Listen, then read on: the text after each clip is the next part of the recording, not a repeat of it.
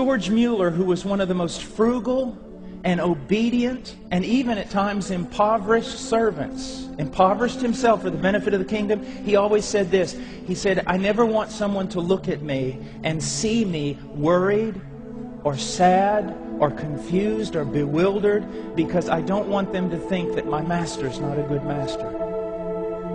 One of the things about the Christian life, and that again is such a rebuke to me, is people ought to look at me and they ought to see a seriousness, they ought to see purpose, but they ought to see joy. C.S. Lewis said that was maybe one of the greatest characteristics of true Christianity. Now, we're not going to go into the prosperity gospel, which we don't believe. The purpose of walking with Christ is not joy. But in walking with Christ, how can we not have joy? Even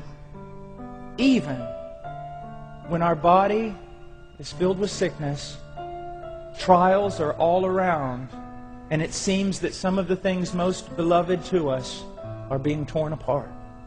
Yet we should still have joy, because our joy and our blessedness is fixed not in what we do, not in what others do to us, not in our circumstances, but our joy is fixed in the perfect person of Jesus Christ and the perfect work of Jesus Christ.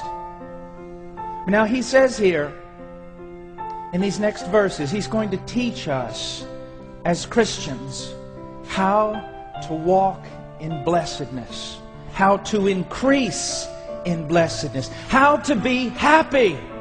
I know that sounds trite to some of you who are very spiritual.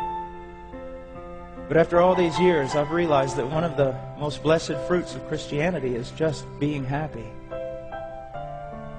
Being complete, being whole, having joy. And he's going to tell us how to do it. Now, before we look at this, I want to look at a contrast between the teachings of Jesus Christ and not just the modern day contemporary secular thought, but the teachings of Jesus Christ and a lot of teaching that goes on in the church today.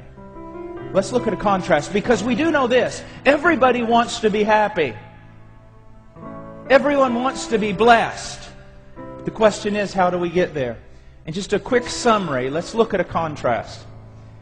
The world says, blessed are those who are self-confident and independent. The movers and shakers who grab the bull by the horns. And they make out of their life what they want it to be. They forge with their own two hands their life. Jesus said, blessed are those who recognize their absolute need of God and live in constant dependence upon Him. The world says, blessed are those with healthy self-esteem and an optimistic view of mankind. Does that sound familiar? And Jesus said just the opposite. Blessed are those who mourn over their fallenness and the fallenness of their world. But again, I want to catch you here. They mourn. And they mourn enough so as to turn their eyes off of themselves and to place their eyes upon Jesus Christ, and then their mourning is turned to joy. You see, there's a godly purpose for mourning. We do not mourn for mourning's sake. We mourn because it causes us to take our eyes off of self and place our eyes upon Christ, the only one who can fill us. Now, the world says, blessed are the driven, who put themselves first, make their own plans, and go to any length to get what they want. Now, I want to tell you something. That is pumped into the head of our youth, even by parents. You go out there. You do it. You win. You get what you want. No one's going to give it to you. You take it. Jesus says, blessed are the meek, who seek the glory of God, His purpose in the world, and who submit to His will. The world says, blessed are those who are satisfied with the priorities and treasures of this world. One of the great ways you can tell whether or not you're converted is this. Are you so satisfied with the things of this world that you don't need Jesus? Except for that little thing you do on Sunday. You're so filled with the world, its activities, its things, its ideas, its dreams, its visions, its purposes, that you don't need to be satisfied in Christ.